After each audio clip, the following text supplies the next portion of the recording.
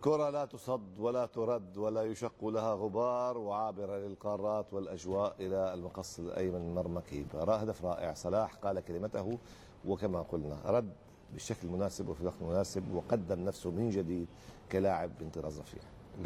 جماهير تشيلسي وصفته بالمفجر.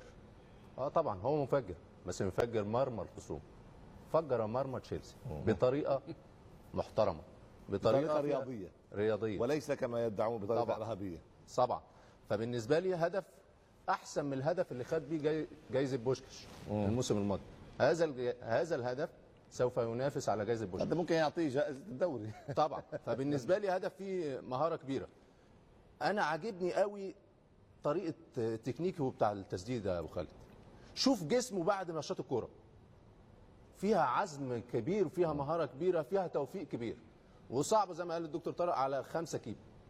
انما شوف طريقه جسمه او طريقه عزمه بعد الكوره، بعد ما شاط الكوره، طريقه جسمه، الطيران بعد في الهواء عشان يدي القوه يدي الكوره قوه ودقه اكتر.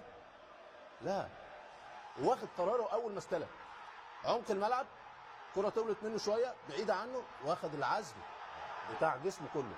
عشان كده راحت بالمهاره دي والدقه دي والقوه دي، وصعبه على حارس المرمى. مستحيل طبعا مستحيله. فراحت في الحته الصح، والرد الصح للمنتقدين محمد صلاح.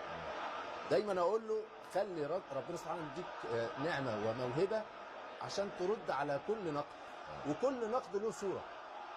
بالله تستفسر منه على الاحتفال هذا هو تقريبا يوجا حمله لليوجا في حمله يوجا للسلام تقريبا، بس مش متاكد. يعني هو يؤكد انه رجل سلام وليس رجل سلام وليس رجل امور اخرى. فدايما النجوم بيبقى لهم ردود في الملعب، وهي افضل انواع ردود، زي رحيم ستيرلينج. زي رحيم ستيرلينج على موضوع العنصريه، على العنصريه رد بالرد بالملعب. فبالنسبه لي رد قاطع وصحيح على كل نقد تعرض ليه.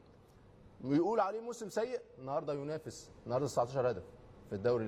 وفي حد الفراعنه عنده الحركه هذه؟ فراعنه احنا عندنا كل الحركات. هو على فكره بيتمرن، عنده مدرب يوجا. يوجا.